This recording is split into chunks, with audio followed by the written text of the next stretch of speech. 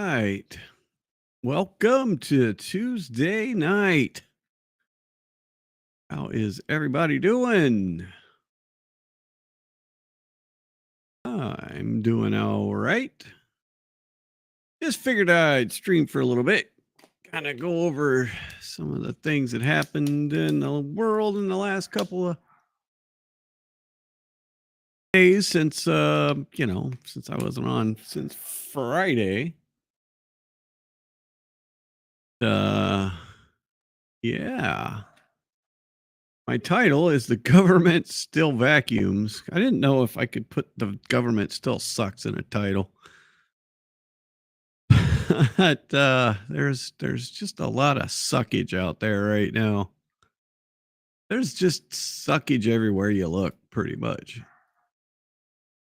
And interesting. I was just looking at this. Let's check this out. I guess I don't know if you guys have been keeping up. There's a trial going on in Florida from a lady named Ashley Benefield. It is a murder trial. They're trying her for murder of her ex. Well, it was her husband at the time. It's definitely her ex now because he ain't around no more. But he just basically, this is in Florida. I guess they were still deliberating. It's like 10 o'clock, 10:20. So they just recently came back. Here's the court TV feed. Fresh to start. If you want, you can go home for the evening, come back to jury. Again, you can read it. When this starts here. Forward. This just happened. We're going to talk about those two. Oh my goodness. I didn't watch the whole trial, but I watched the closing arguments today, and I watched enough of it. And I watched the lawyer, recap last night of the defense and these two. Oh my God. Talk about that in a minute. All right, so here they come. All right. This is Ashley. She is the defendant. Right, she back, is everyone. accused of shooting her husband. And she claims self-defense, that he was abusive to her for years. And, it's not an open and shut self-defense case. I mean, but I think it seemed to me that that kind of met the burden. I don't know. We're back on the record in the state of Florida versus Ashley Benefield, 2020 CF 3014. I have another. You know how the volume is if you jury hear it. Again, you can read it verbatim, and then I'll hear from both sides. Unable to come to unanimous verdict. Signed, juror.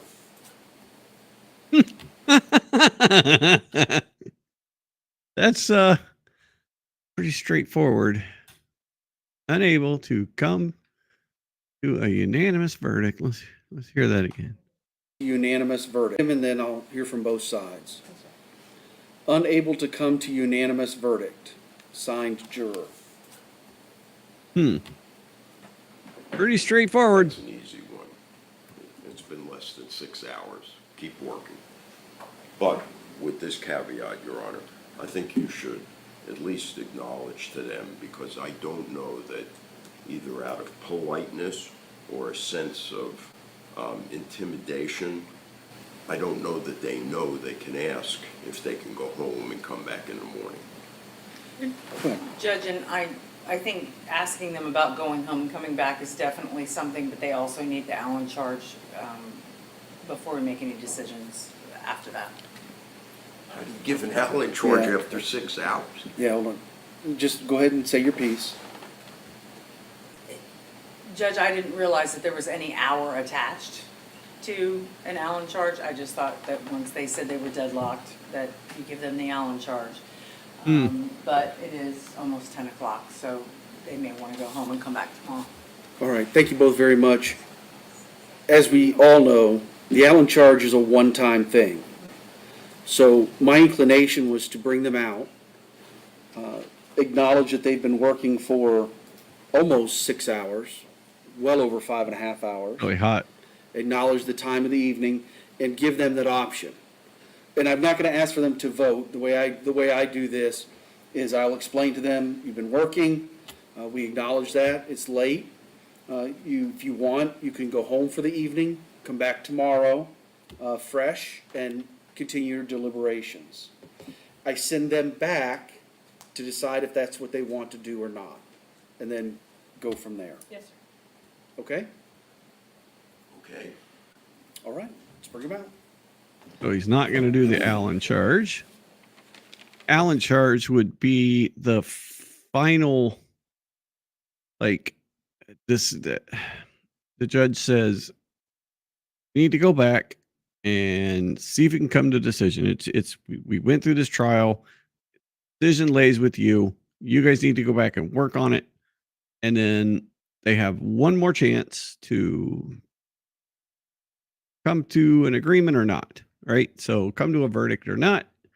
That's the Allen charge. And then if next time they send a note out that they're deadlocked, that's it. Mistrial declared.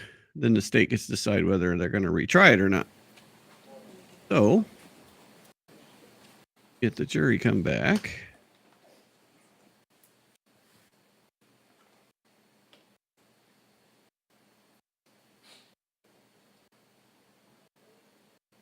Jury come out, maybe.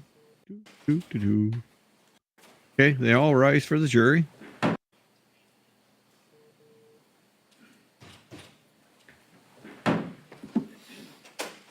Nobody said anything. Okay. Jury, I've received a note from you. It says unable to come to unanimous verdict. Up a little bit again.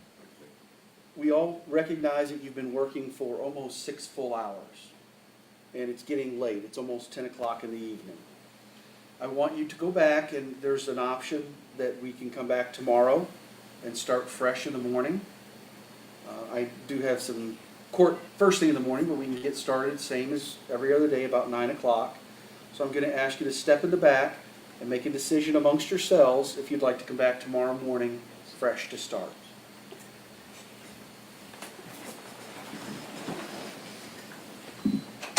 Or there's no other option. I need you to discuss that first, please. Did she say? All right, you can all have a discuss that first, please. Or there's no other option. Or there's no other option. I need you to discuss that first, please. Somebody said something. One of the jurors said something. That's interesting. All right, you can all have a seat.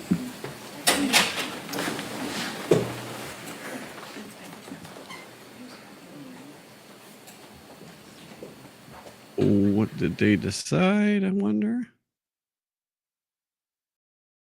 Anything? Searching. All right, the response from the jury is we will stay. Wow. Signed by the juror. Wow. They're going to keep working. So Holy be in recess moly. until we get another question or a verdict. Holy snockers. It's 10:30. Okay. They're all night owl jurors. That's wild. Let's see. Okay, so let's go to live.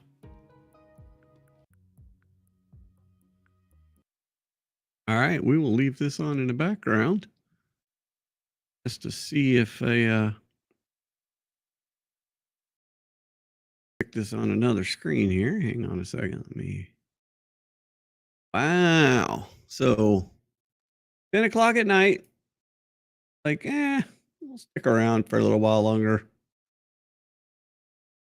Easy. In a window.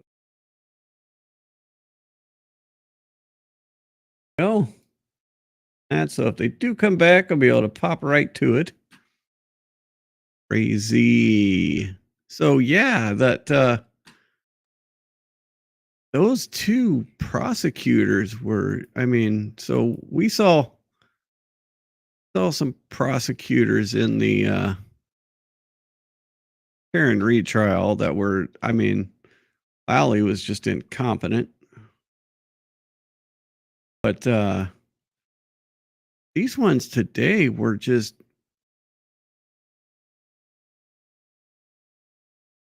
I don't know, they were just awful. If I can find they just, they, basically said that she wasn't,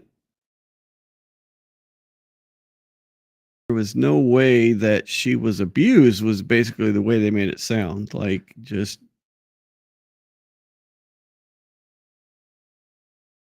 but a lot of the testimony was that he was really abusive dude. So I don't know. Well, let me see if I got one. Here, let me try and find. So yeah, here's one of them. She was on the stand. She gave a really charged, emotional testimony, and this was what they told the jurors. You can decide what you think about her testimony. She's a witness like any other. But I would submit to you that that was all manipulation. There were no tears. You use your common sense. If you cry and have to take breaks and you're racking, then you're going to have a swollen face. Your eyes are going to be puffy. You're going to have snot. I don't know what other word to use. She didn't even get a tissue until I can't remember who, either the judge or the defense attorney told her, hey, there's tissues. Oh, yeah, I should have a tissue. She'd been crying for 15 minutes. Didn't need a tissue. That's manipulation. That's her efforts to manipulate you to make you believe that she was a victim. She is not the victim. Douglas Benefield was the victim in this case.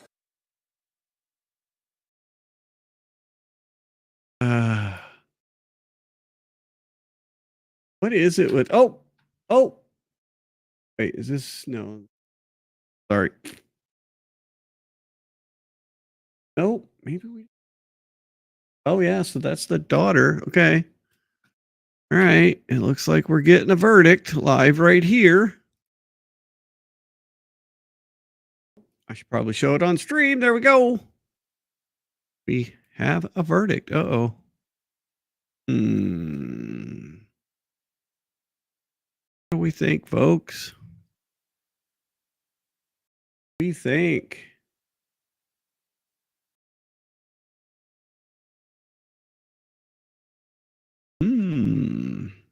Interesting. There's no sound yet. Yeah, I don't know. It was juries. I mean, like we saw in the Reed case, juries are gonna jury. They're gonna do whatever. There was a lot of testimony about how, how abusive the dude was and how much he, and a lot of it was a very, very harsh emotional abuse. But yeah, it looks like we're coming. Looks like so. They must have been really close. They must have been really close to a verdict. If they decided to go ahead and stick it out, somebody, I don't know, that's deadlocked. We can't reach a verdict. They go back in, and then 10 minutes later, they come out with a verdict. That's weird. That is pretty crazy.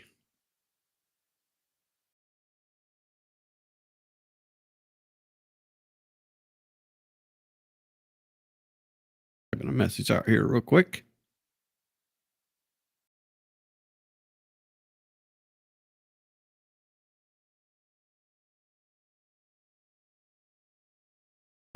Wow.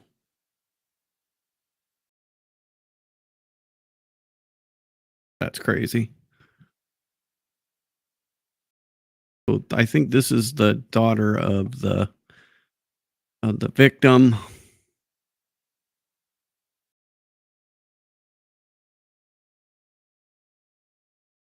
I don't know. I'm always I never used to be always just, defendant first, state second, but man, I have to tell you though, one time never made it on a jury. I got really close one time and it was a drug case. But I got into an argument with the prosecutor over Roger Clemens, the pitcher. It's live right now. This is absolutely live. They have stayed. Yes, it is. They have stayed all night. They came out like 20 minutes ago. They came out and said they were deadlocked. They couldn't reach a verdict. And the judge said, that was their note. We can't reach a verdict, the juror. And so the judge, the prosecution wanted the judge, this has been like 6 hours. And the prosecution is like, you need to read him the Allen charge. And defense attorney's like, it's only been 6 hours. But yeah. And then they said, so the judge said, you can go home and come back tomorrow at 9 and take over again. And they're like, one of the jurors said something too, or is there another option? Is what it sounded like. Then they went back into the jury room and then they said, nope, we're going to stay. And then like that was what, 20 minutes ago? Let's see, 40 minutes ago. So 40 minutes ago, they went back into the jury room and now they came back like 35 minutes later and said, nope, we got a verdict. So now we're waiting. Got the sound up. I'm just waiting for them to kick the sound on. So, yeah. That close. I mean, those prosecutors, just both of them were awful.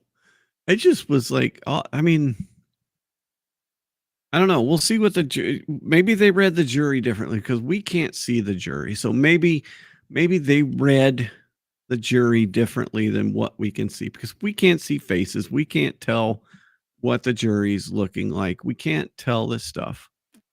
So maybe they had a different read on him, but the way they just were, I mean, both of them, I don't understand what it is about condescending prosecutors lately.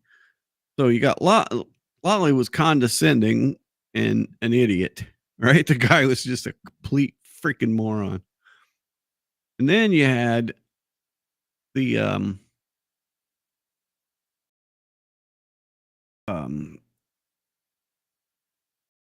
Alex, the Rust shooting Carrie Morrissey. She was horrible. Just really condescending. And then these two were just basically just got up there and I mean, yeah, they're basically yelling at the jury. I mean, both of them were like really condescending, yelling at the jury, basically. Just, I mean, if I was a juror, I'd have been like, dang, oh, she unplugged the microphone. She doesn't want to get picked up if they get like, nope, no microphone here. But yeah, I mean, it just seemed like they were, I don't know, they were kind of inept in their questioning, their cross-examination, and then that closing today was just bad. I mean, it was bad. I mean,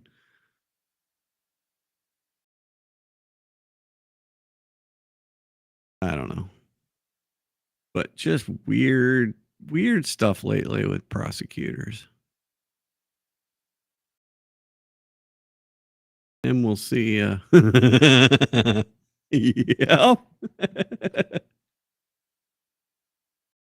Any punchable. That would be abuse, though. I don't condone abuse.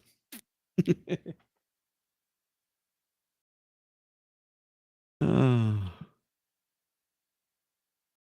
for you, yes.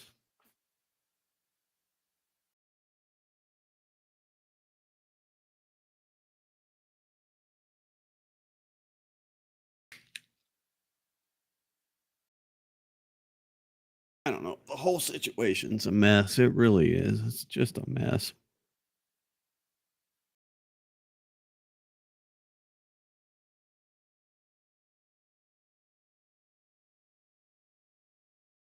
Yeah, I watched quite a bit of this trial. Been watching some of the Olympics too.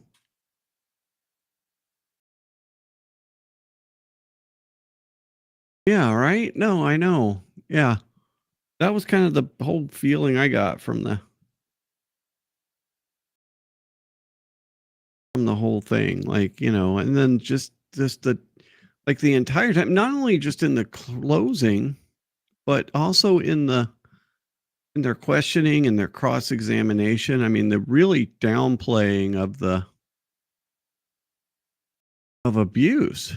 I mean, they really kind of downplayed that. Like, and a lot of the commentary, especially I watched some on Melanie's channel and some on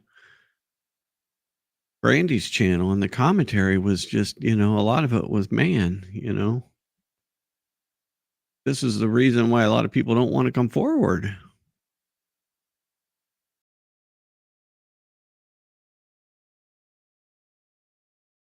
So I don't know. I don't think she's in custody, right? I don't think she's in custody.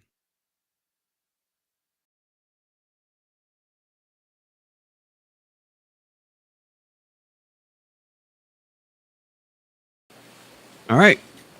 We got sound.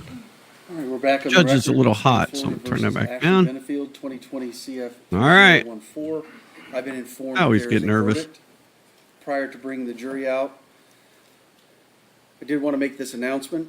The jury has reached a verdict, and I'm about to bring them out so the verdict can be reviewed and published. I know many of you here in the audience have been here throughout the trial, and I want to thank you for conducting yourselves appropriately throughout the trial. I realize that the reading of the verdict can be very stressful, and it is likely that some of you will agree with the jury's verdict, and some of you will not. As sometimes happens, it may be that no one is pleased with the jury's verdict. Whatever your personal feelings are about this jury's verdict, I ask you to remember that these jurors were randomly selected from our community. They were thoroughly questioned by the court and lawyers for both sides, and they were selected from the larger group to hear this case because of their demonstrated ability to be fair and impartial. I've paid close attention to this jury, and they have been attentive, observant, and focused throughout the trial. No matter how much you agree or disagree with the verdict, there are to be no outbursts of emotion. Our judicial system, in fact our entire society, has relied on jurors to help resolve disputes for over 200 years. Their verdict needs to be respected even if you don't understand it or don't agree with it. You ready to bring in the jury? All right. Yes, sir. All right, bring them in.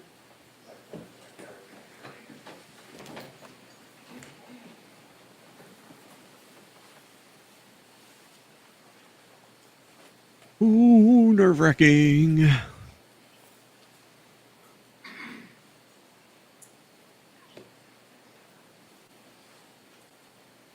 Yeah, I've been disappointed recently at some of the prosecution, some of the way the prosecutors have been acting. I wish Court TV would get their focus right. I think like that was one of the things too. They didn't focus the camera very well throughout the whole trial.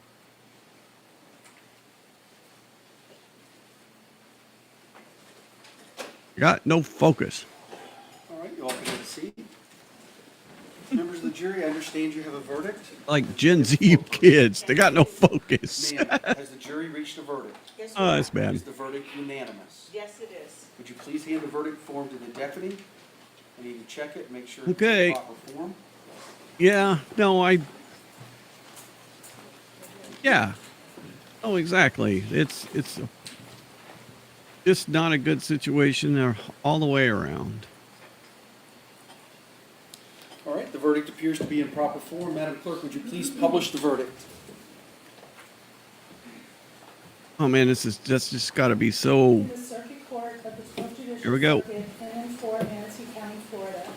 The State of Florida versus Ashley Benefield. Case number 2020 CF 3014. Verdict. We, the jury, finds as follows as to the defendant in this case.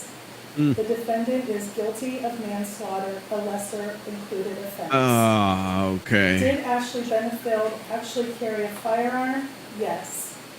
Did Ashley Benefield discharge a firearm? Yes. Did Ashley Manslaughter. Benefield, as a result of discharging a firearm, cause death to Douglas Benefield? Yes. So say we all this 30th day of July, 2024, at Bradenton, Manatee County, Florida. Cheryl Forkerson. Would either side like the jury polled? State? Defense? Yes, sir. Members of the jury, you're now going to be polled. The clerk is going to ask each of you individually if this is your verdict and the verdict of All the right. jury as a So whole. the lesser included. Madam Clerk? Juror number 15, is this your verdict as well as the verdict of the jury as a whole? Yes. Juror number 20, is this your verdict as well as the verdict of the jury as a whole? Yes. Juror 21, is this your verdict as well as the verdict of the jury as a whole? Yes. Juror number 29, is this your verdict as well as the verdict of the jury as a Oh, whole? wasn't the murder charge? Juror number was the 33, manslaughter. Is this your verdict as well as the verdict of Oh. the jury as a whole? Yes. And juror number 35, is this your verdict as well as the verdict of the jury as a whole? Yes. Yeah. Thank No, I hear you. Members of the jury, I want to thank you for your time and consideration in this case. I know that many of you have missed important work obligations and family obligations and other engagements that you had planned, as well as time with your families. But I want to thank you for being willing to give us your time and your attention and being observant to this entire trial and serving as jurors and doing your civic duty. I have paperwork that we're going to give you that will reflect your service as a juror, as well as a piece of paper from the clerk's office documenting that each of you has been here for these number of days if you need it for work purposes. If you need some sort of other paperwork Oh. for work or anything like that, Guess contact my we'll judicial assistant and we'll be able to get that for you. I also want to advise you of some very special privileges that all jurors enjoy. No juror can ever be required to talk about the discussions that occurred in the jury room except by court order. For many centuries, our society has relied upon juries for consideration of difficult cases.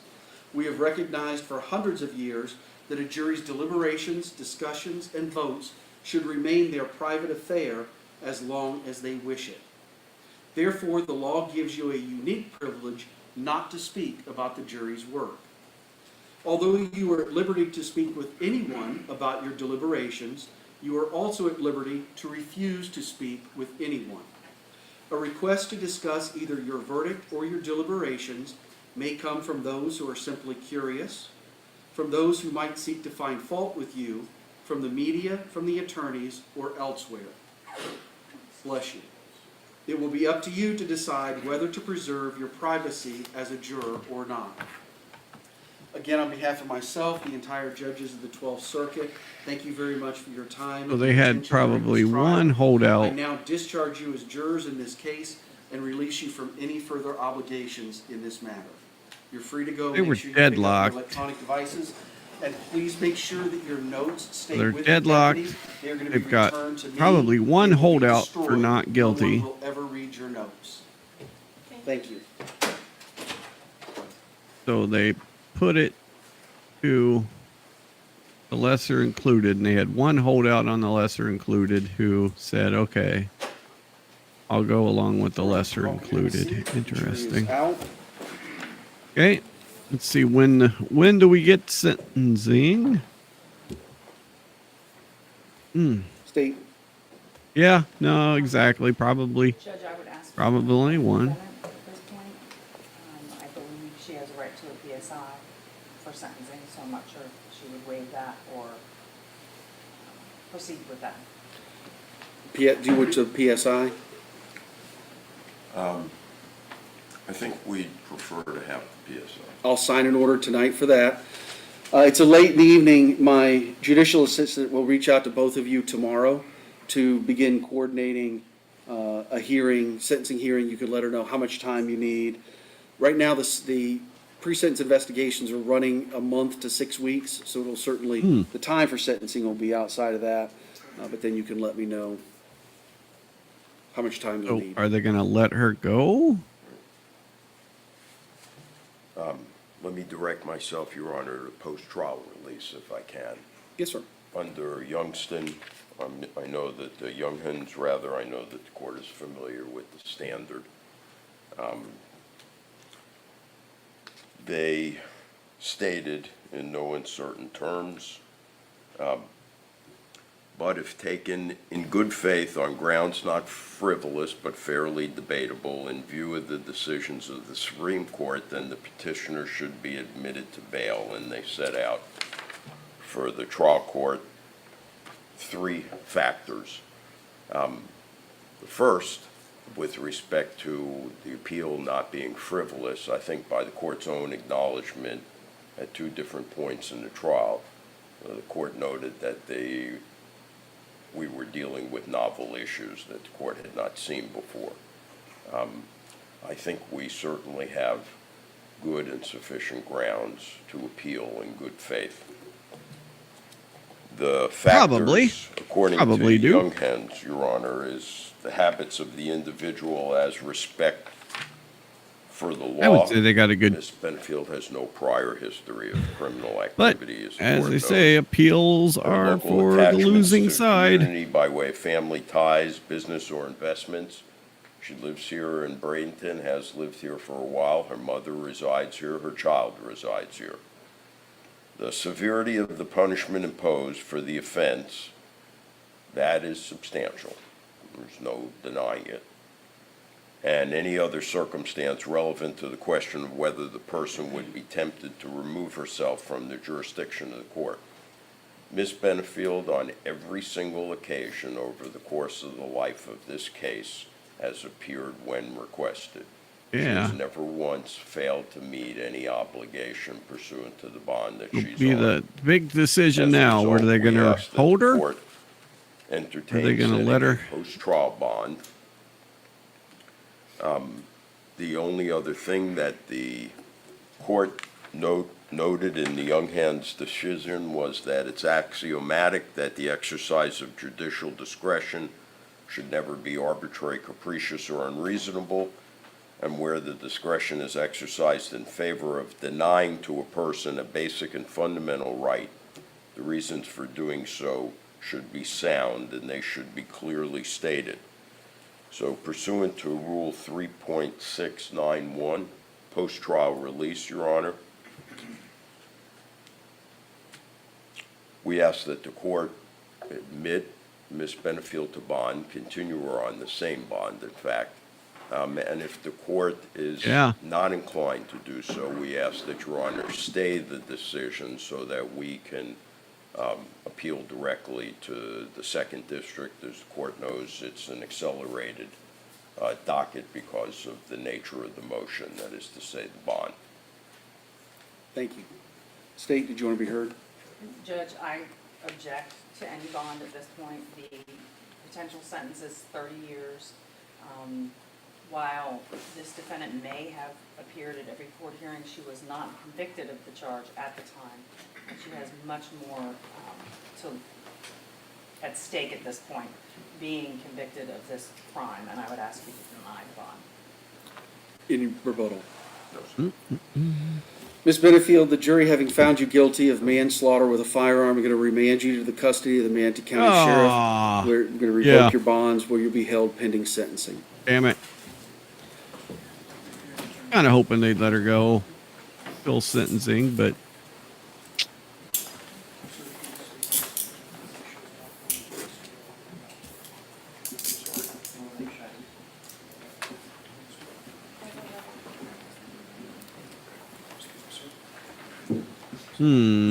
yes, it does.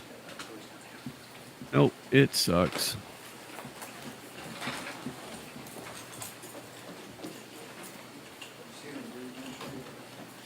Yeah, this was just was an awful trial all the way around, man. Ugh. All right, the court will I stay in know, I recess until we get a checked to any sentencing hearing bond. set up. Thank you, Your Honor. I trust Your Honor will issue a written order on the bond? The bond? Yes. Yes. If it's required, I certainly will. Thank you, Your Honor. Thank you, Madam Clerk. Thanks, thank you. Well,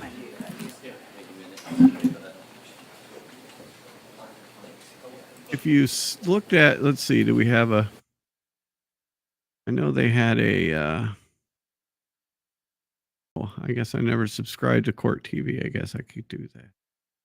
I'm going to share their stream. The least I could do is subscribe to their channel.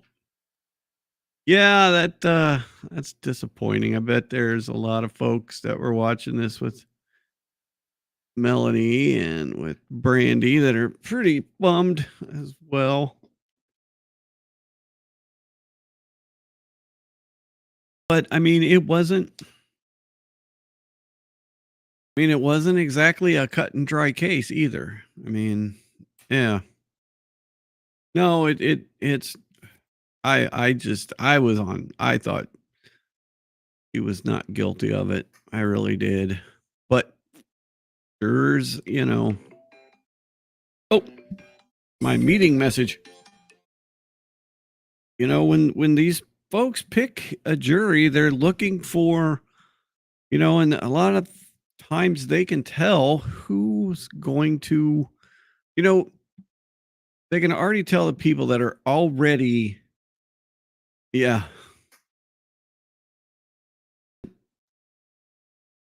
Mute that. Couldn't hear it, but I could. Yeah, the Gypsy Rose and the Anthony case. Oh yeah, both of those were just awful decisions. Right. Yeah. Yeah. Both of those were Florida too, weren't they? Those both Florida. So my I was seated in a jury slot, seated in a jury seat for it was going to be a drug trial. And what the prosecutor says and what they're looking for is they're looking for the people who are going to automatically believe that because charges were brought, they're most likely guilty because there are a lot of folks out there. Now, hopefully because of the crap the government's pulled over the last few years, there's a lot less of them. But there are a lot of people out there that are just, if somebody's charged with something, they're obviously probably guilty. Not obviously guilty, but probably guilty. So I'm on the jury. I'm sitting there in the jury seat, and the prosecutor is I think he was actually talking to somebody else, and he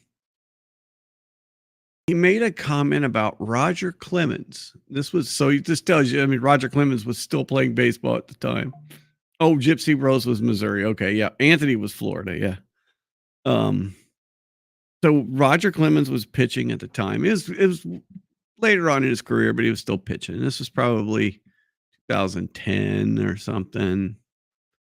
But the prosecutor is basically making an assumption that this guy was found with probably weed. I never got into the trial to see the evidence, but he was picked up with probably some marijuana. And He was picked up with some baggies. That's what I'm thinking. And probably a scale, but he wasn't picked up with it already packaged. So, and that's kind of what I got out, because the prosecutor was saying, you're going to have to put these pieces, we're going to present this evidence, and you're going to have to put these pieces together and to get to a conviction. Well, I was actually a baseball coach at the time for Little League, so I thought this was funny. But then he says something like, if Roger Clemens is supposedly so precise as a pitcher that if he hits a batter, it is every time 100% because he meant to hit the batter. And I'm like, what? Like, basically saying that if you've got all these pieces together, every time 100% it's going to be, selling, because they wanted to charge this person with selling, with distribution. So I'm like, so I started arguing with him about, well, it depends on the pitch. It depends on the count and, how many outs there are in the innings. I don't think you could say that. And so we went back and forth, and it wasn't a very long exchange, but it was enough. It was enough that I was either the first or the second person when it came time to release people off of the jury without cause. They couldn't release me without cause, so I was one of the prosecution's, get this guy out of here. He's going to be too much of a problem. And so I'm like, yep, damn it. So yeah, and I have not gotten a jury card since. So I don't know. Maybe they put my name on a list. But yeah, so Ashley Benefield, guilty of manslaughter. Such a bummer. So here was we did the one thing, and then let's get some other ones here of search this a little bit. For now, all of it is the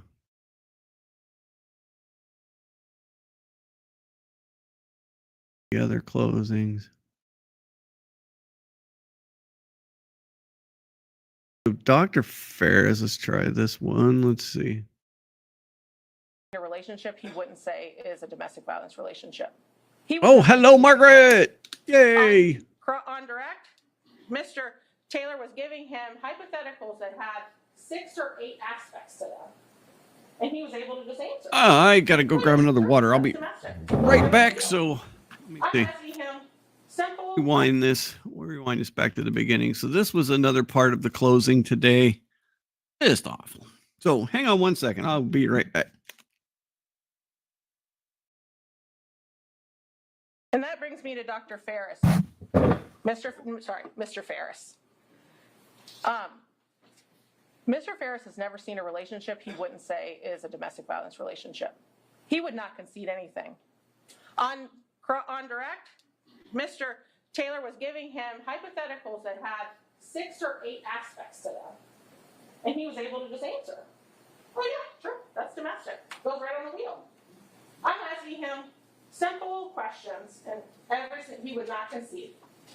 The only one he conceded about was that if she was living on her own, he couldn't have been economically controlling her. But how do you not concede that one, right? That's common sense. Every other thing he refused to concede. And this is one thing I will agree with Mr. Taylor. We have different perceptions because I think Dr. Ferris was clearly biased based on his inability to answer my questions when he clearly could answer the defense questions. It's clear from what was happening in this relationship that Ashley Benefield was not a victim of domestic violence. Yeah. Doug Benefield wasn't a victim. Not Ashley Benefield. I mean, that's ugh.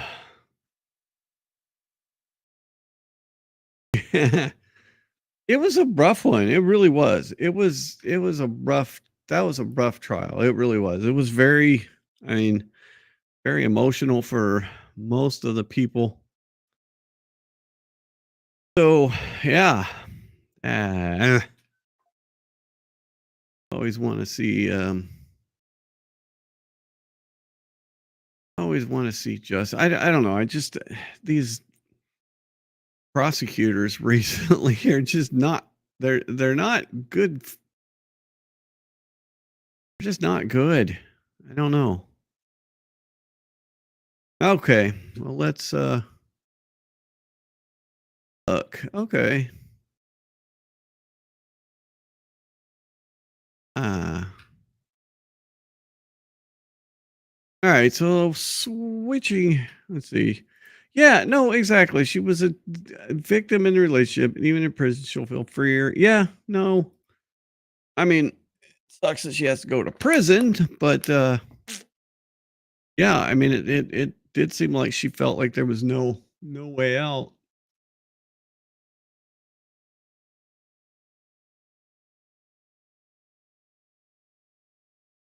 So yeah,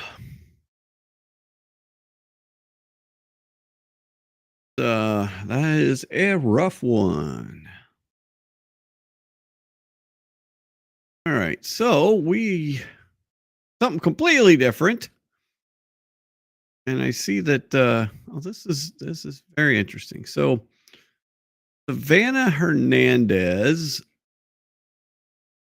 went to the. I guess there was a rally tonight in. Yeah. Oh, okay. Yes, I did hear that. And then I did hear that it's possible that she could get 30 years. 30 years for manslaughter. So even though it's the lesser included offense, she still could be facing 30 years in prison, which is a long sentence. Is a long sentence, I'm telling you. Which is rough. So I guess tonight there was a rally in Atlanta for the Harris presidential campaign. I don't even know how the hell did we get there, man. This I don't. This year is going to be nuts. This year is just going to be insane. But so we've got Savannah Hernandez is a reporter. You know, she's she's definitely on one side, but so she posted this thing on X. She went to this rally tonight and basically said shortly after Kamala, I guess it's Kamala, began her speech, attendees of her rally began to leave. She hadn't even been talking 15 minutes before people started exiting. All right, so there's a few. I see that. I get it. It's not the whole audience, but I mean, Megan the Stallion was there, but there's a few people. Okay, whatever. But then what's funny is this character on here named Dom, and this is why I wanted to put this out here, is because let's see if I can get to. Okay, so this guy's got 1.4 million followers. So let's see, Savannah Hernandez has got 518,000. This guy, Dom Lucre, I guess he's on YouTube now. He used to be monetized here on X, but now he's not. So what he did was he he took Savannah Hernandez's video, right? So she's clearly has a post here on X, right? She's got a post with this video here on X, right?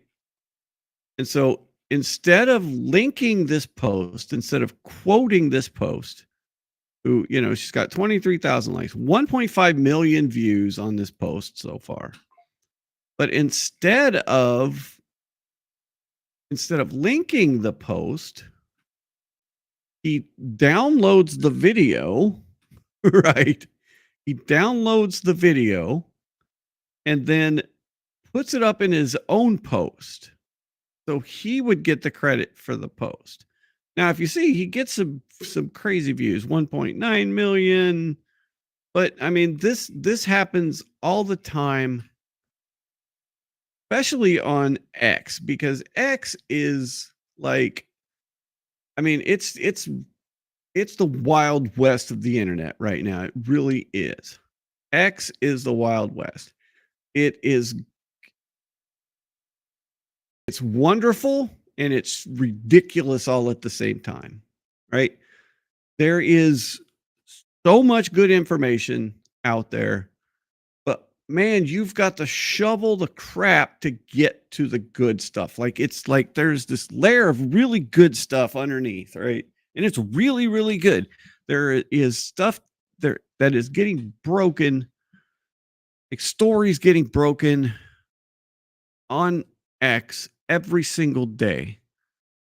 But there's also a lot of crap that gets posted. There's a lot of and I'm going to say it, I hate this word, but it's what we're facing right now. It's just misinformation that's being posted. And some of it's not even like disingenuous misinformation. I think it's a lot of just, people want it to be true, and so they'll put something out there, or they get bad information, they pass it on, and in a bigger account, a few weeks ago, it was the Biden had a medical emergency in Las Vegas, right? And that got put out. He had a medical emergency while he was on Air Force One, right? And so, we're never going to actually get the story on that. But the night it came out, people just ran with it. And then it looked like, well, maybe it wasn't. And then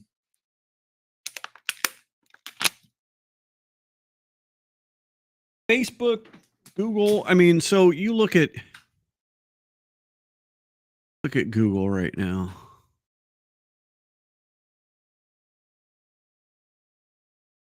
Seen a couple of things. So here's Google. Show you here. And this is just weird. So you type in president. Okay, so president. So you got Donald Trump right there. Okay. President. All right. And you see, the reason it's purple is because I tried this the other day. President. And then you go to type Donald. And you can see the search color, Google has predictive text, right? They're going to predict what you want to say. If you're going to say Kamala Harris, got campaign, husband, VP pick, polls, parents, vice president, right? Donald Trump. So let's see. So we go president, Donald Duck, Donald Reagan. So let's see. Trump, assassination. Yeah, that comes up. But as you can see, though, if the predictive text thing is just, I mean, I don't know. It's weird.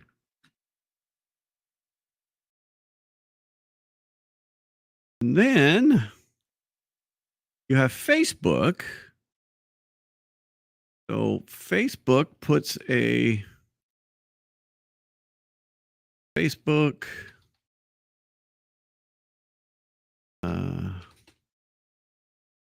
book Trump picture.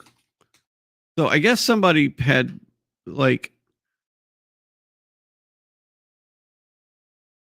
so here's Clown World. This one's this is actually a funny thing. This account is pretty hilarious, but you've got Facebook, I guess somebody had posted up this picture, this picture, and they like made this.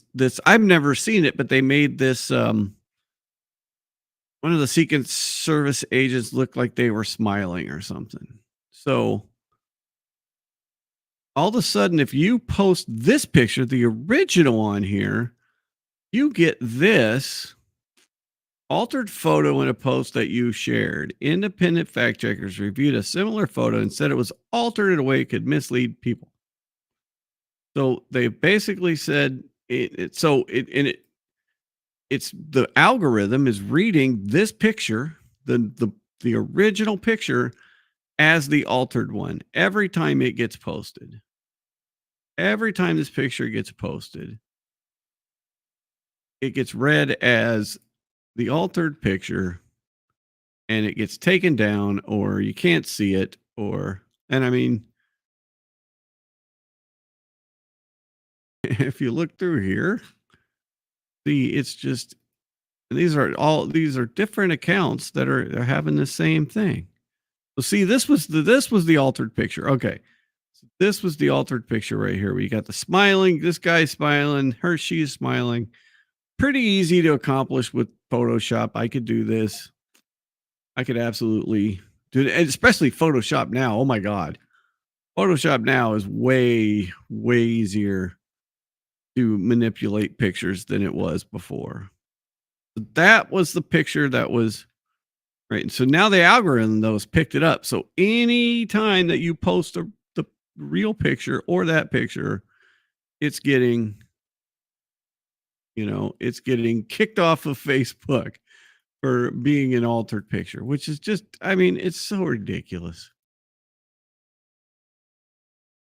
So we got people, yeah, and you made a good point too. The amount of people that steal from the X community is just, it's astounding. Somebody needs it. There's a way to fix it. Hopefully Elon can figure it out, because he's taken care of the bots, right? We're not seeing as many the sexy time bot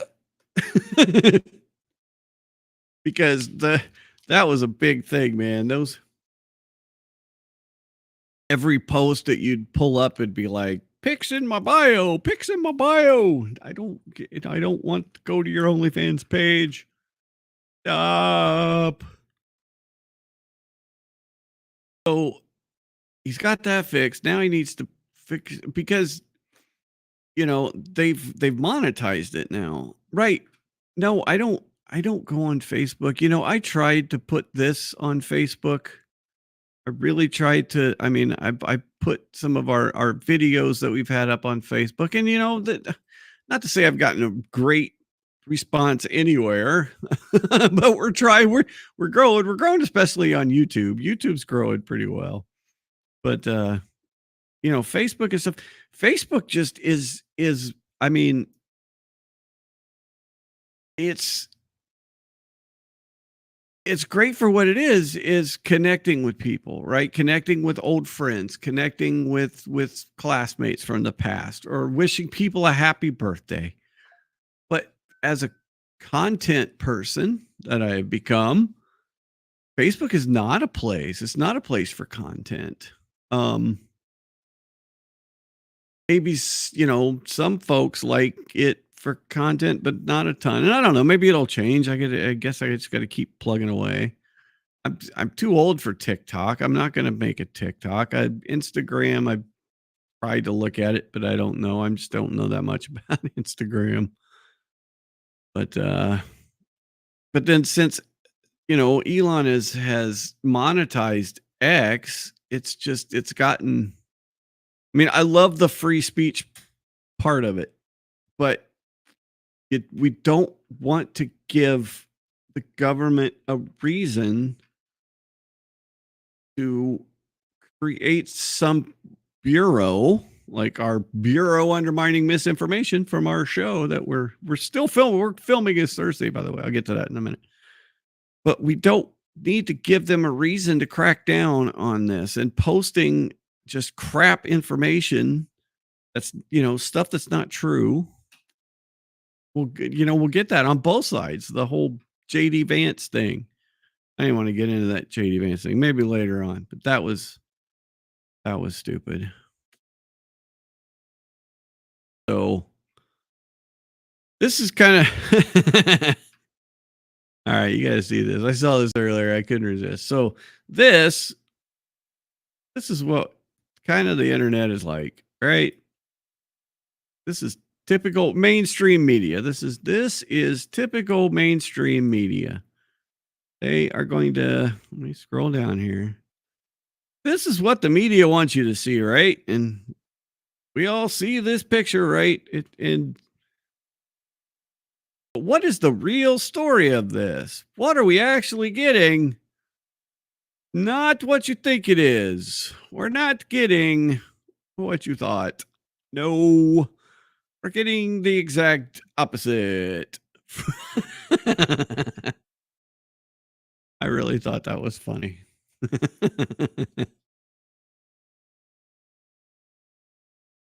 That is the reality. Oh my goodness. It's pretty funny. Yeah, I know, right?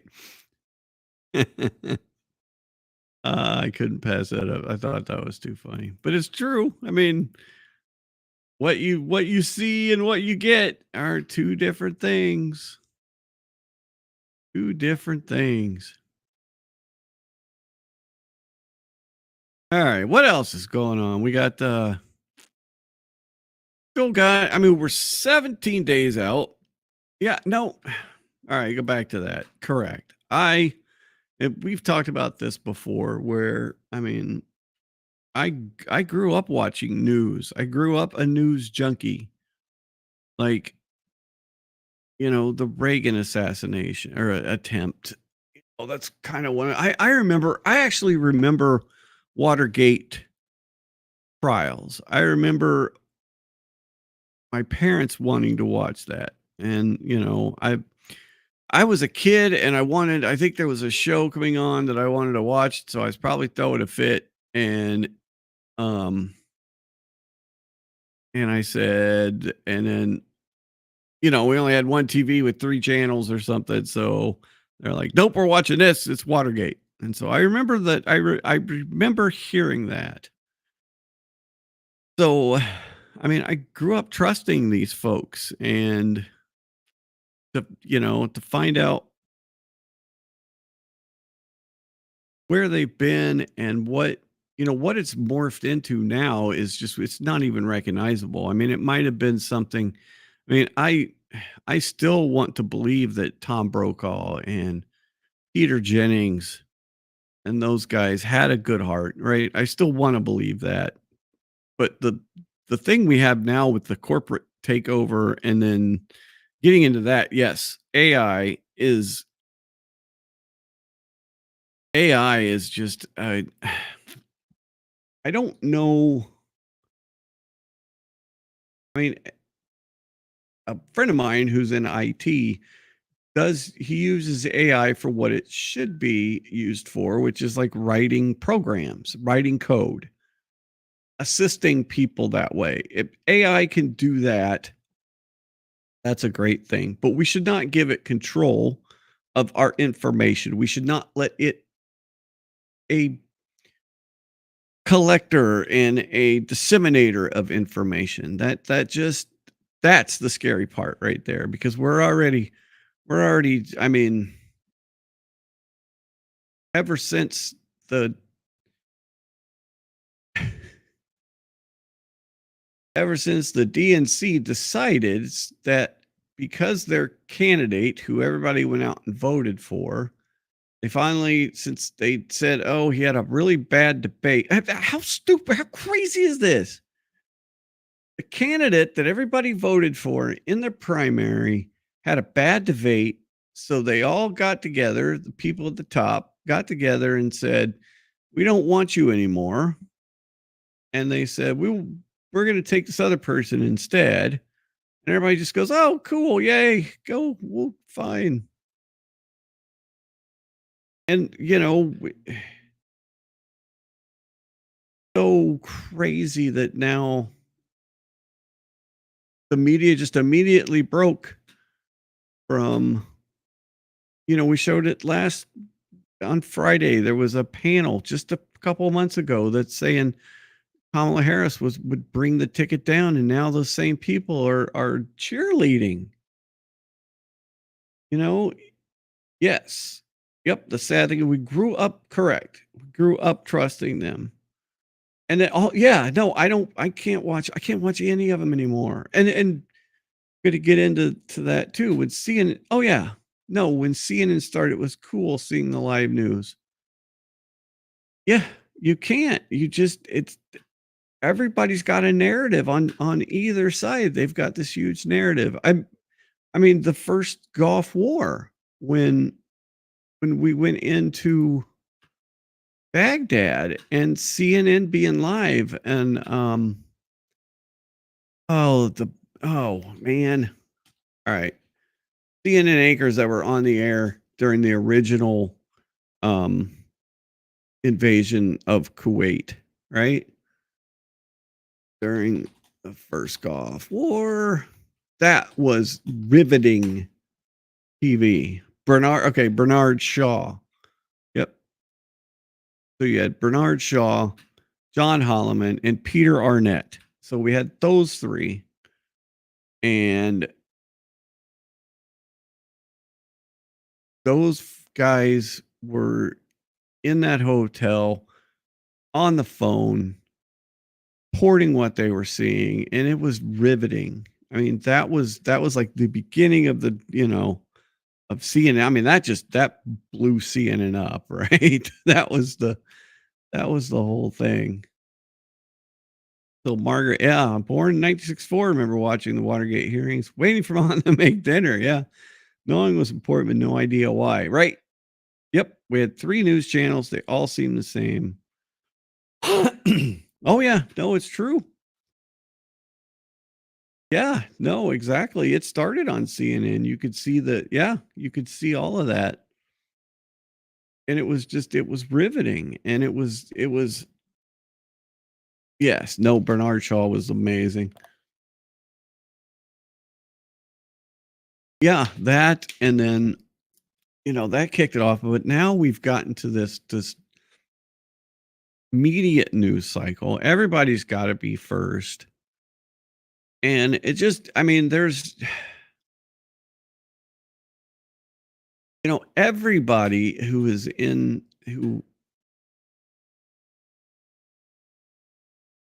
I'm trying to figure out how to say this.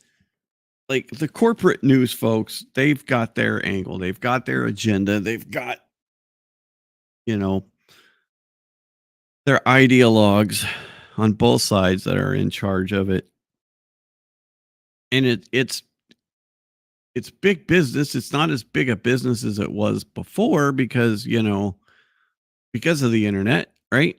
Because of ad revenues falling in a lot of these places.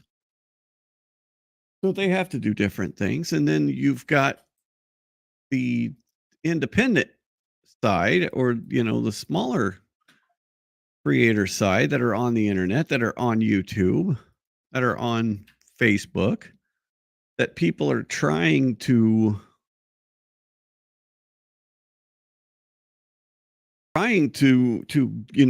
get out better information out there. But then you've got these corporate entities are still way, way, way powerful. So now they're coming up with, fact checkers and things that are, that make it so you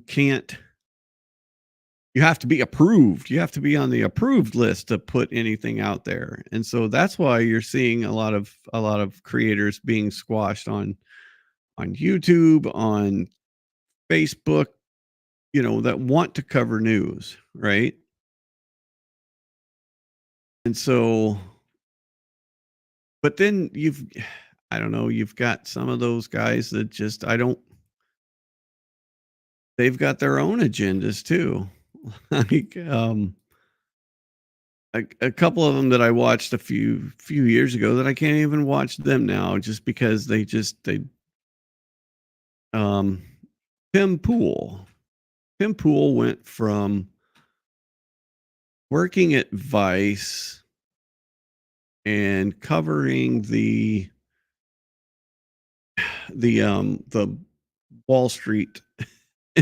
It's funny, all these same protesters that keep showing up, that keep popping up everywhere, they're all from the Occupy Wall Street. That was it. So Tim Pool got his start as a reporter covering Occupy Wall Street. Then he got more, as he went on, he got more like libertarian. And then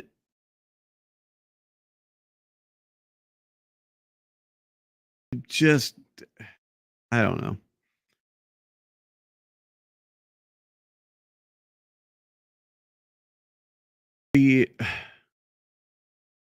I thought that that on both sides that there should have been a much better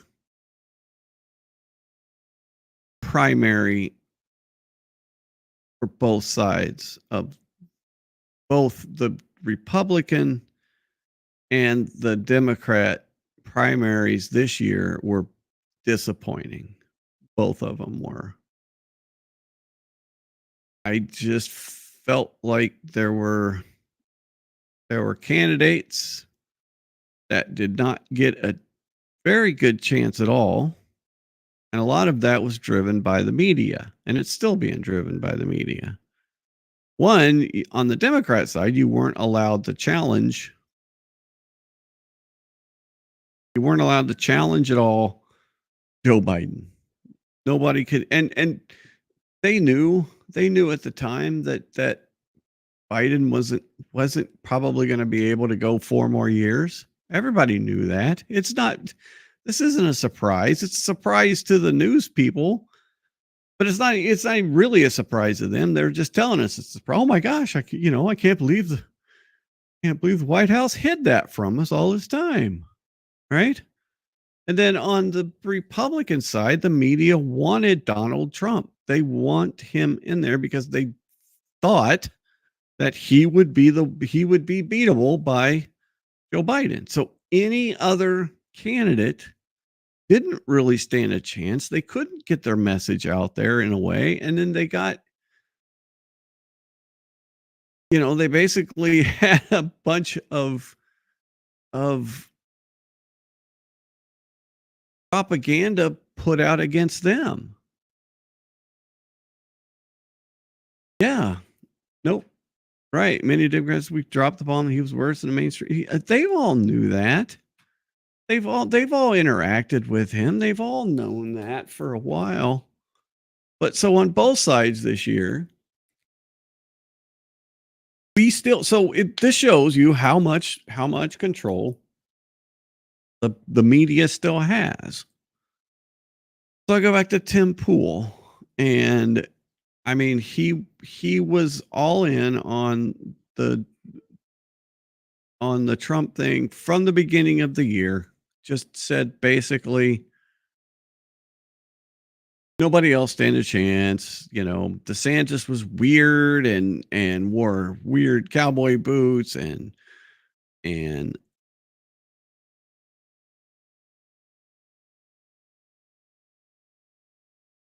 gosh darn it, I just drew a blank.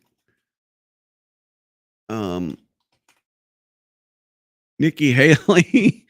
Nikki Haley was and she's she's the establishment candidate, right? She would be the ones that the establishment folks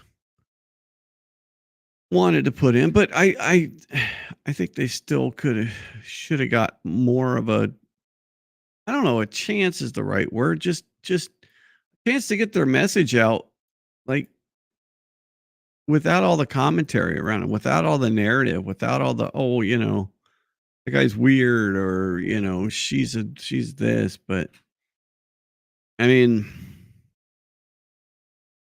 Trump thing is a phenomenon. It definitely is. So yeah, I enjoyed watching protests with YouTube and Twitter. It was like being there. People, yeah, no, exactly. No, that's the thing is we have this they conveniently kept it silent this week. Yeah, no, exactly. It's it's this whole thing where they're still getting to decide these things, and so people just kind of go along with it too. They really do. They just kind of go along with it. People are easily manipulated these days, really are. So I don't know. It's going to be a while. People who run these corporations know this. The people that run media organizations that control our information flow, they know this. That's the whole thing with Harris this week, and how much, I mean, they just immediately turned her into like a savant of someone who is just beyond reproach. Can't, yeah, I'm sorry, but she's okay. So this one. So last night, I guess there was some kind of Zoom meeting with a bunch of white guys for Trump, or for Kamala. Sorry, white guys for Kamala, white dudes for Harris. Okay, white dudes for Harris. And in that, they put out, there was a post on X that said that quarterback Joe Burrow was on the white dudes for Harris call. That Bengals quarterback Joe Burrow on this call. And of course, people just immediately just put it out there. And we hear the Bengals confirmed WLWT, that's Channel 5 in Cincinnati, Thursday morning, that Joe Burrow was not on the fundraising call. So they just, and this is one of the things I'm talking to too with the misinformation is just before you go, I mean, before this gets corrected, it gets shared hundreds of thousands of times. And then the retraction gets very little share. And so I'm sorry, the whole white dudes for Trump thing, that's just, ugh. Yep. No, I mean, I don't know. This Yep, corporate media ratings, they are going down. They absolutely are. And they're going to continue to go down because I've cut cable. I don't have cable anymore. I do everything online now. I got everything online. So, but I mean, and you can't, so I see people saying, oh, the polls say this and the polls say that. Well, look what's happened in just 2 weeks. In just a month, in 4 weeks, we went from having a debate between two presidential candidates to one of the candidates being dropped out, being forced out. It does. Yes, it does. So one of the candidates being forced out, another one having an attempt on their life with a firearm, to a whole new candidate coming up for one of the parties, right? That's in 4 weeks. We've had all of this. Hey, in 4 weeks, we've seen this happen. So you can't tell me that a poll at this point in time is meaningless, because we still have 5 months until this election happens, and there is a whole, that's multiple different generations now, it seems. I mean, stuff happens so quick now that it's just that we've got so many news cycles to go through before we get anywhere near this. So, all right, enough of that. And I didn't even, and I was hoping it wouldn't be like this. I was hoping we didn't have to get into all this because I don't know. It's just I didn't even know if I was going to vote this year. Is how I was feeling earlier in the year. But man, now it's crazy. All right, and so I've the Olympics are on. I don't know if you guys seen that.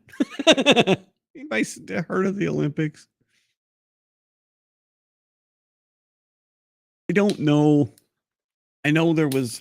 I had the opening ceremonies on when I was at work. I didn't catch live all the hubbubaloo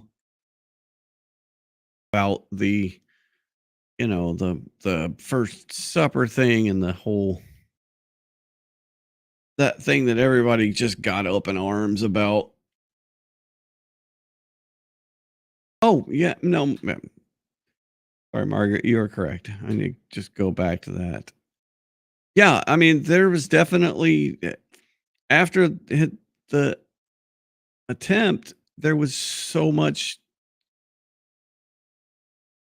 It was a movement. It seemed. I mean, there was so much momentum, and then the momentum just switched. I mean, because then you've got Joe basically being removed.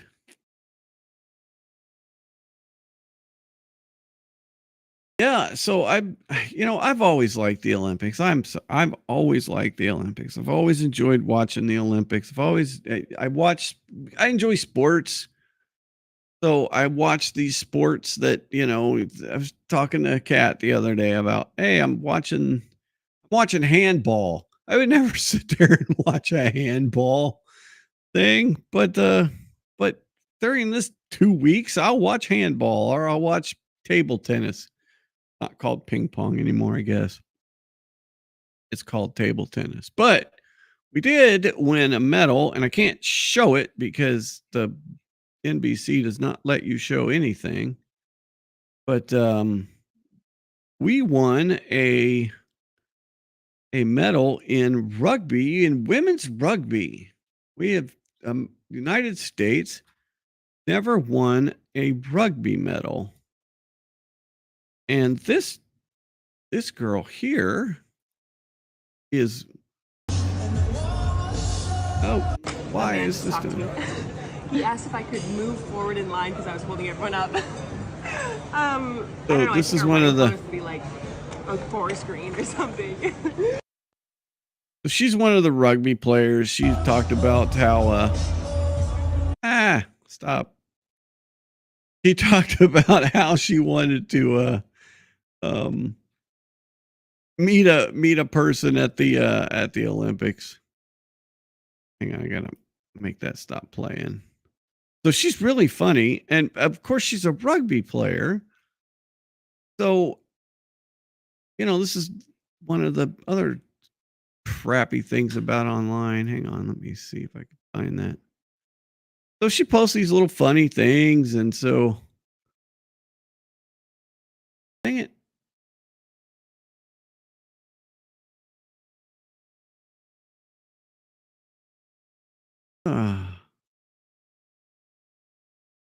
So she posts these little funny things, but being a rugby player, she's pretty big, and so she keeps catching a lot of crap online saying, "Oh, she looks like a dude," and blah blah blah. It's like caught enough flack people online that she actually responded to it on TikTok, which was just ridiculous that you would have to respond to that. Now I can't. I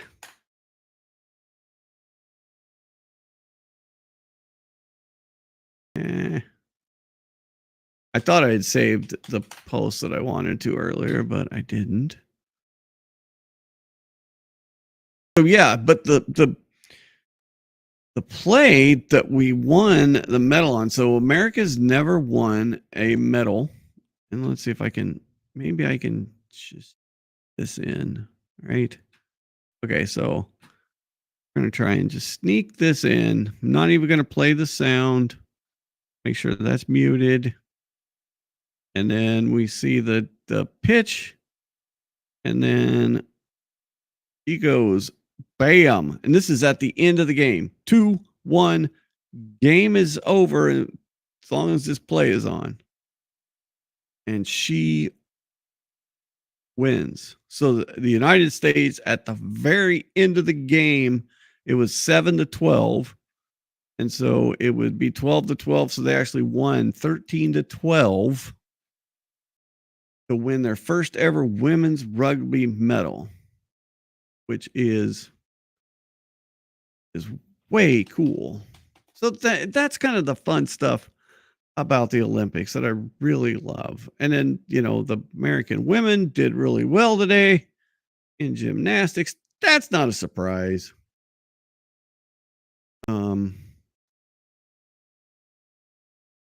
That's not a surprise that they did really well. Let's see.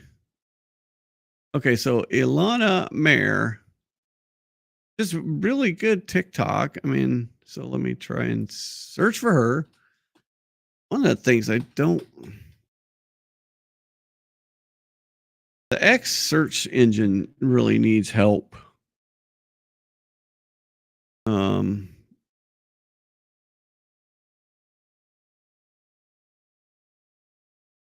Oh yeah, let's see. Yeah, so this was It kind of ramped up was I get comments being to be very real here for a second. As you can probably tell, I've been crying a little bit. I always get these comments, but like recently it kind of ramped up was I get comments being called a man and being called masculine and asking if I'm on steroids. There will always be negative people out there, and they put women in a box, and they think of women should be fragile and petite and quiet and meek, but that's not the case. Women can be strong, and they can have broad shoulders, and they can take up space, and they can be big. I think I'm getting emotional because I feel very passionate about this. Don't let anybody try to define or dictate how you feel about yourself. You get to decide that. I'm gonna be very real here for a second. Yeah, so I mean, and that takes so much to just see that over and over and over again of, and especially you put yourself out there on, like I said, she's got a really popular TikTok. She's got a lot of people, but then you get those comments just constantly. Oh, she looks like a guy. She looks like that. It's like, come on, people are just, and I know it's, you can't really count on what they're saying. You can't, gotta try not to take it to heart because most of them are probably not coming from they're everybody anonymously online is a saint, right? They have never done anything wrong. They've got perfect weight and their perfect posture and they just do everything perfect. Nobody's got any flaws, but they can sure point out flaws in other people. So yeah, but the Olympics are always fun for me. I don't know. I just every 4 years, every 2 years, and then 2 years for the Winter Olympics. I don't know if I prefer the summer or the winter more. Probably, I mean, there's aspects of both of them that I like the best, or I like. So, yeah, I did think the stuff in the opening ceremonies were supposed to be. I thought for the most part, what I saw of the opening ceremonies, like the Celine Dion performance, the Lady Gaga performance, the boat parade. I thought that was really cool. I thought it was neat to see them on boats. I like boats to begin with, so of course I'm gonna like them on boats floating down the river sign. And man, that's really cool. And the light show that they had with the with the Eiffel Tower, and I thought that was all just great. And then, then they had their little middle piece where they had it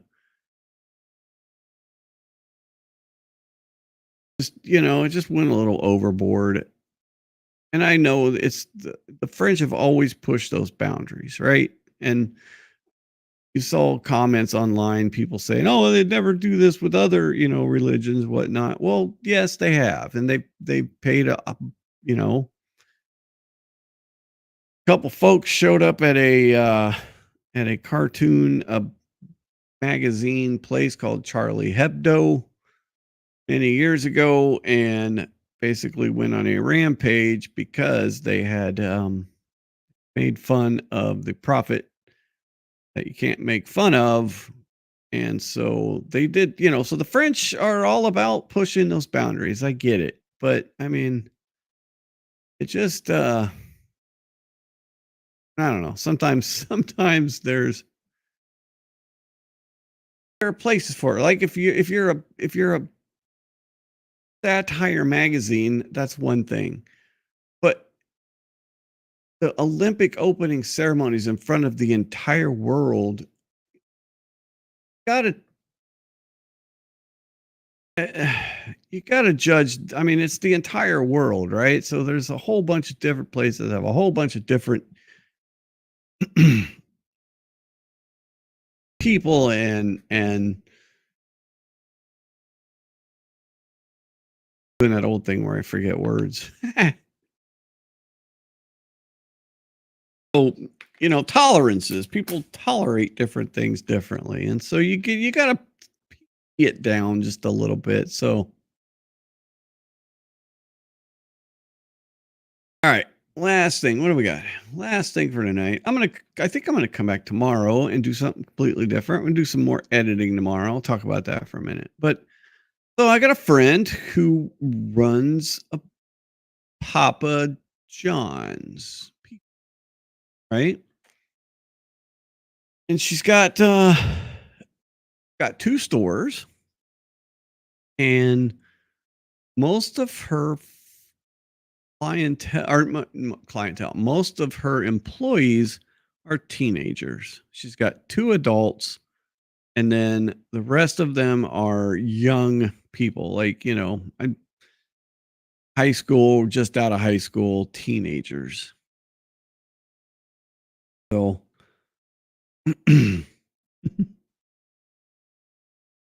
oh, yeah. Yeah, no, they did. They did. They got their feelings hurt, and then they hide the yeah, no, they did. They hided it, they copyright struck it, they did all that. Yeah, no, it was, that's the thing is I don't know. I kind of felt that whole piece, maybe that piece went a little overboard, but then the reaction to it went overboard too. So everybody's ramped up. Everybody's got to be ramped up. Everybody's got to be, just next level freak out. It's crazy. So anyway, all right. So we were talking about her teenage employees, and then she's saying that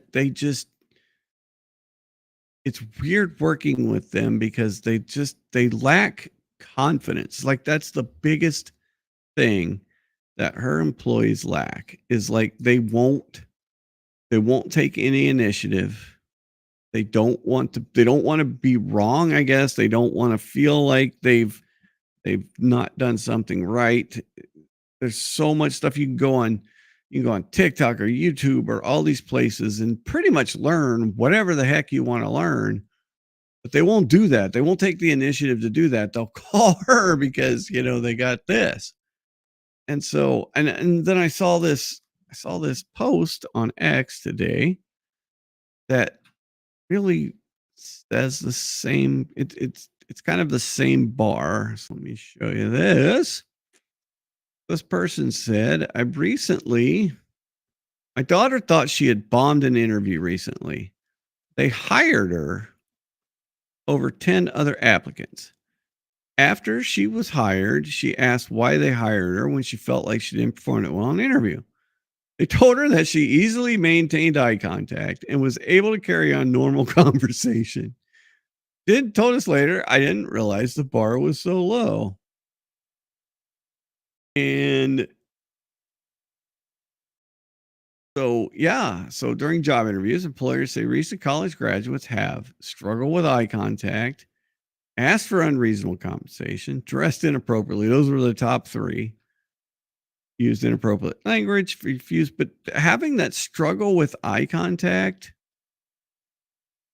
is, I mean, that's a telling one right there, because that's showing you that there is a confidence gap, right? There's this, like, we've tried to give these kids everything, and they can't. It seems like a lot of them, and I mean there's exceptions, but a lot of them just can't function. It seems like in normal things, and you know, a lot of this is them, the device generation, right? They're the device generation. They've got phones, and they've got, you know, they're texting back and forth, and they don't, you know, this face to face thing it's mostly in text, right? It's not face to face anymore. It's not talking to someone. And so um yeah, so this this is a good point too. I was looking for other things. So I hit myself. I didn't mean to do that. So I have a young niece who was being group interviewed along with 200 other applicants. They were hiring 15 kids. Parents told her, the minute you walk in the building, put your phone in your bag. Said she was the only one not looking at her phone, and she got hired. So yeah, I mean, looking at your phone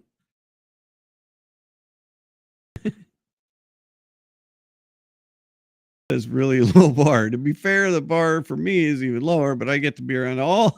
Oh no, that's cool. I know a few people that would like that. Yes, you're correct. They can't. Yeah, they can't unplug. The unplugging is not. Just doesn't seem like they're able to really get unplugged. And that was the thing too. She said, my friend said that, you know, they've got their phones with them all the time. They're always on their phones. They can't put their phones down. And they lack, I don't know, it's hard to fathom being being Gen X. It's just I don't know. We're not the, as far as our numbers go, we're not the largest generation, but you know, I think we kind of in between two really large generations, and I think we've got, you know, you might see, I guess, was Obama a Gen X president? I don't know. I think he's still a boomer, right? So have we actually had a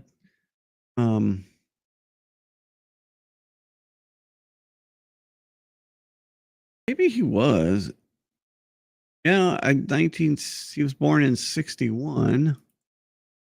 That's 60 now, 65 and 80. So he was still technically, he was a late boomer. So we've never had a Gen X president. So hopefully eventually one day we can get a Gen X president, because I think they do all right. So my only issue is I don't know how fast they'll can me for not being able to keep my mouth shut when it comes to. Oh yeah, no. Yeah, we've done get Australian Shepherds, and the litters that we've had, we've been pretty strict on who they go to. We have a rule that you have to bring them back. But yeah, so I've got an idea for another show that I want to do. I'm gonna keep trying to grow this channel and keep trying to do that. But I got another idea for a show that to kind of get some people from different generations together to kind of talk through, because all we hear about is just people complaining about the generations. This generation does this, and this generation did this, and the reason we can't have good things now is because of this generation. So I think a show where you bring specifically people from each generation on to talk to each other's. Maybe we can learn something, and maybe we can kind of get to the get some conversation going between folks, because there's just people talk past each other nowadays. Nobody's talking to each other anymore. We're talking around each other. And so we should start talking to each other. Okay. Last thing, you talked about animal care. I saw this post today where somebody said it's the event 2 of the Pet Olympics. Here, let me just put this up on screen. Oh, ooh. Oh yeah. Ferrets are great. So I saw this post. People put up a thing that said, oh yeah, no, that's important for the reptiles for sure. Person put up event 2 of the Pet Olympics. Post a video or a picture of your pet swimming. And this is a pretty cool. Bunsen, Beaker, and Bernoulli is kind of like they follow these 3 dogs. There's 2 Bernese mountain dogs and a lab. And so they kind of follow them and little fun things with them, which is pretty cool. Oh, I didn't like the post.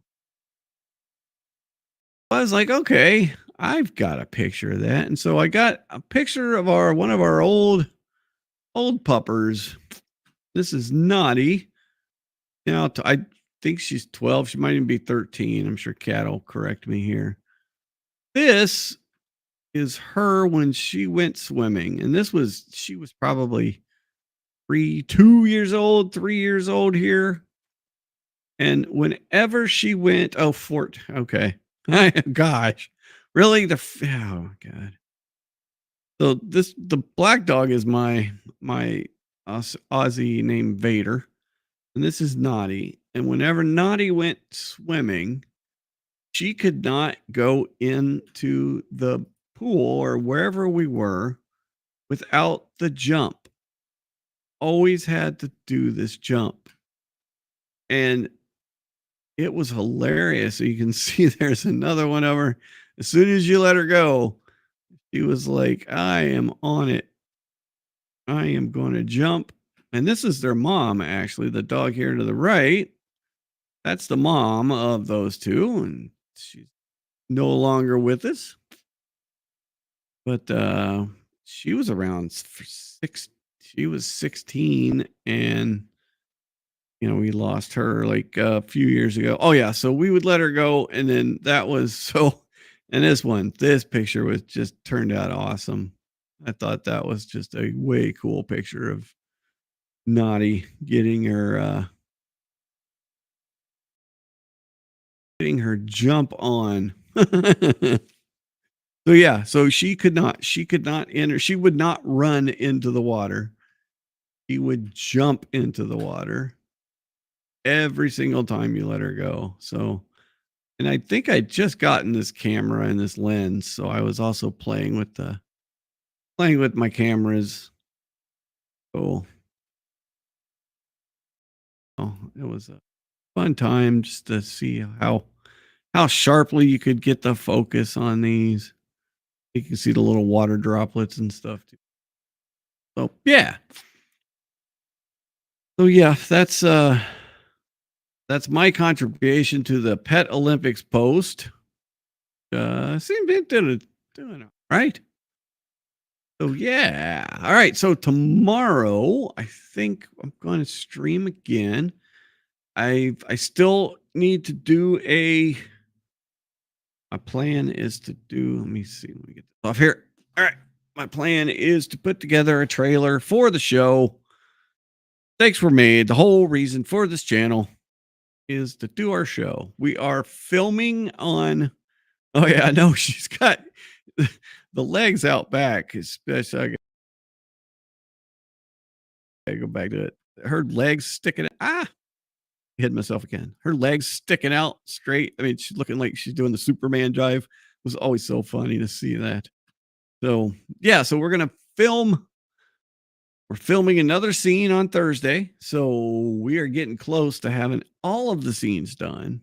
So I can start actually putting them together. But what I got to do is I've got to lay out all the footage that I have because I'm bad and I didn't like lay it out when I got it. I put it aside and it's all on my OneDrive. And so I got to get it off of the OneDrive and I've got to download it onto here. And then I've got to put it in the Premiere and then like match up. Okay, so this camera, I shot this and this and this at the same time and put those together. And of course, I also had to do the sound separately, because I wanted better sound. So I did the sound separately. And of course, that's got to be figured out too. So I've got a couple of them done actually. And so I was looking at it. And so tomorrow, I think, do a couple more. And we can also just kind of hang out. And I'll put more videos up here online. So yeah, so I will be here tomorrow to do that. And we'll hopefully get a couple of them laid out. And then, I can kind of get a little sneak peeks at some of the footage. Oh yeah, no, it is. It's quite the undertaking, but it's all right. I mean, it once you figure it out, you can kind of see, okay, I shot for this long on this one, so that one's the same length or close to the same length. So those probably go together. It's the ones where you stop and then start and stop and start that take a thing. But that's what you got to go through. So I've already got a few of them done. And so I think we'll do some more tomorrow. And then if anything happens, we'll be around here too. So, okay. That's the plan. And then, like I said, Thursday, we are shooting. We are shooting another scene on Thursday. We're shooting the very opening scene of the entire series on Thursday. So that'll be fun. Looking forward to that. So, all right. That is all for tonight. Thank you for tuning in. Thanks for the conversation. Very, very much appreciate everyone. I know we're a small group, but man, we're going to get there. We're going to keep going. So thank you very much for being here. And I will catch you all tomorrow.